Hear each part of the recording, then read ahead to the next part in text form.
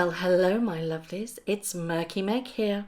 It's Thursday the 22nd of October and I'm sure you may be aware that there's some discrepancy about the Santa Barbara Montecito house that Harry and Meghan have supposedly bought. Now I say supposedly because there is a very strange thing going on right now. It seems that the home that Harry and Meghan are now living in is being advertised to rent on a website. It's by a website called Gigster and they advertise it as an Italian villa to rent for photo shoots and music videos for £700 an hour. Now it could be an old listing pre them buying the house, but the website does say it's a new listing and it's active. So to play devil's advocate, it could be that the home has been purchased under a company or possibly a trust name, and this could be a huge kickback in a way to do tax avoidance. There's a big difference between tax avoidance and tax evasion. One is illegal, while the other one, the majority of companies kind of lean towards that in a way to not pay as much tax as they should do. It's not illegal, but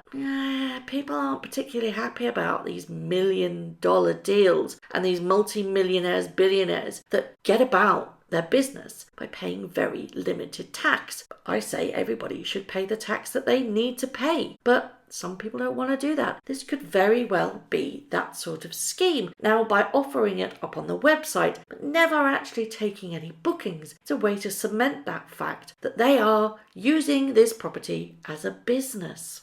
And by doing that, any expenditures on the property could be put forward as a tax break, so that reduces their tax bill at the end of the year. It's a clean way of offsetting any tax and therefore you pay less. Interestingly, that this website Gigster had a lot more pictures of their Montecito home than we've ever seen before, which kind of counterpredicts their need for privacy. Now, about a week ago, there was a blind on Crazy Days and Nights that I just assumed that was talking about the teenage podcast that they were both on. And it said the reporter who hit his lapdog, obviously Scooby, of the illiterate one, earned his pat on the head today with the trashing of the head of the family. He did let it slip to a friend, though, that the house is just rented and not owned. Now that, I assumed, was about the rented property that they did the podcast in. I'm now having to rethink all of that. I don't think they actually own this property. I think they own another property. Let's think about it. Would they be so happy in buying a property that was available to rent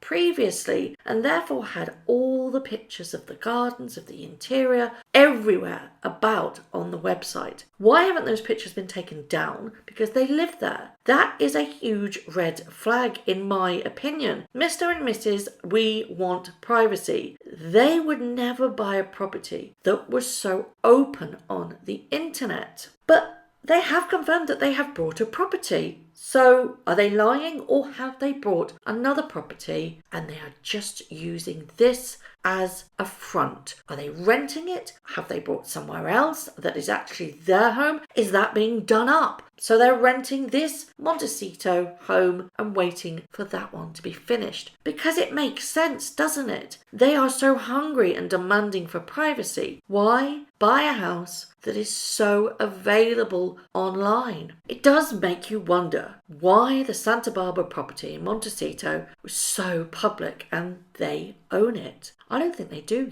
I think that this is a front, or a decoy, if you will. Flip the coin and say maybe they are living there, maybe that is their home and they've just found out exactly how much a place like this costs to run and they're trying to get a few quid out of it. But I don't think that's the case. Do you really think that they would let people come in and do photo shoots, music videos in their property? Would they open themselves up like that to an invasion of privacy? I don't think so at all. Realistically, Harry and Meghan wouldn't want anybody with a crew, camera or anything stepping foot on that property if they were really living there. I just don't buy it. I emailed the agent, Jeff A, and said, is it available this Christmas? He responded saying it's not available for those times, and he didn't tell me that it was off the market. I'm waiting for a response back for the next available dates, but he didn't say it's no longer available at all. He just said it wasn't available for the dates that I inquired. Now, I'm no fool, and if a house is not available anymore to rent, you would take down that property listing because it's wasting time if people are inquiring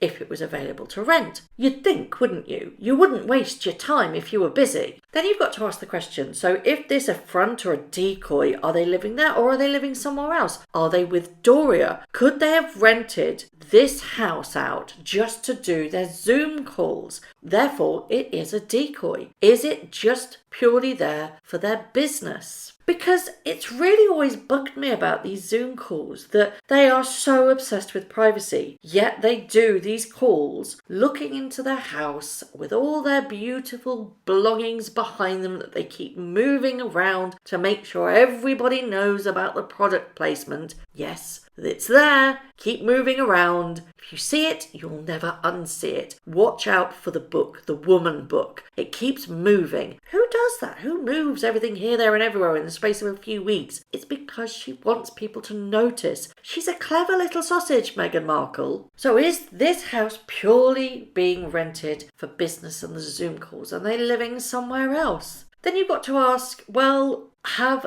they kind of blocked off part of the property that this particular part is only for rent? Oh, no. The house is advertised as a whole mansion with no stipulation that it's only part of the house available. So when you rent it from this Gigster website, it is the whole house. Does that suit the narrative of Mr. and Mrs. Privacy? No, it doesn't. It just all seems a bit too messy to me. This house being available on a website that they supposedly live in, have the media got the wrong house? I don't think they have. So why are they saying they live in this property when it is being advertised to rent on the Gigster website? But it gets weirder because as soon as everybody noticed it on Gigster website, the site loaded the page as unpublished. Therefore, they took it down, which leads me to believe that this is their property because it was taken down pretty damn fast. And I would imagine somebody's head will roll for not doing due diligence when it comes to finding out if there were any unauthorized pictures of their home. It's a pretty big error, isn't it? I'm sure somebody will get fired for that because a simple